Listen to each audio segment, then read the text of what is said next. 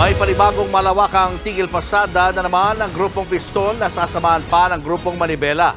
Posible raw yang magtagal hanggang bagong taon. Nasa frontline ng balitang yan si Gerard de la Peña.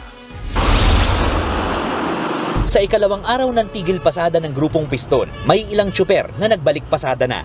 Pero kahit nadagdagan ng mga pumapasada, ramdam pa rin ng mga pasahero ang hirap sa pagsakay. Katulad ni Ronel, dumaan sa ibang ruta para makapasok sa trabaho. Kahapon walang bumiyahe talaga. E di napulitan kami, dalawang sakay ako ng tricycle. Oo. Ewan ko lang ngayon.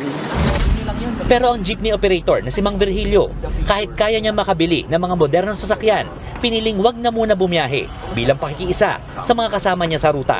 Mawawala ng hanap buhay mga driver. Ganon. Kung kami lang, hindi na magugutom mga operator, yung mga driver. Nanatili pa rin ang mga miyembro ng Piston sa harap ng opisina ng LTFRB sa Quezon City. Ang kondisyon nila kahapon, walang aalis hanggat hindi nagbababa si Pangulong Bongbong Marcos ng isang executive order na nag-extend ng deadline ng pagbuo ng mga operator ng kooperatiba o korporasyon.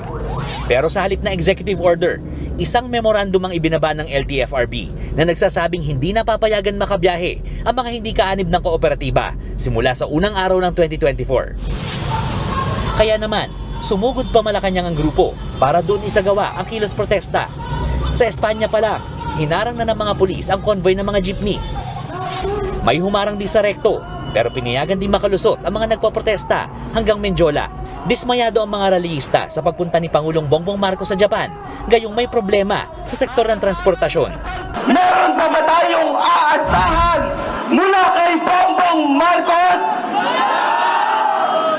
Wala na tayong aasahan. Wala ka namang ginawa. Ikaw pa mismo ang nagmamasaker sa kabuhayan. Pati ang grupong Manibela, may kiisa na rin daw sa kilos protesta. Magsasanib puwersa ang dalawang grupo para sa malawakang tigil pasada simula sa susunod na linggo na posible pang magtagal hanggang bagong taon. O simula sa Lunes, ina-announce natin ng Piston at Manibela ay magkasama na muli sa tigil pasada. Isang linggo hanggang magpasko, baka madugtungan pa po ito. Hanggang January. Pero nauna nang giniit ng Department of Transportation na walang tsuper na mawawalan ng hanap buhay basta't umanib sila sa kooperatiba. Nagbabalita mula sa Frontline, Gerard de la Peña, News 5. Mga kapatid, Lucy Cruz Valdez po, maging maalam at may pakialam sa mga napapanahong balita sa bansa. Tumutok at mag-subscribe sa News 5 social media pages.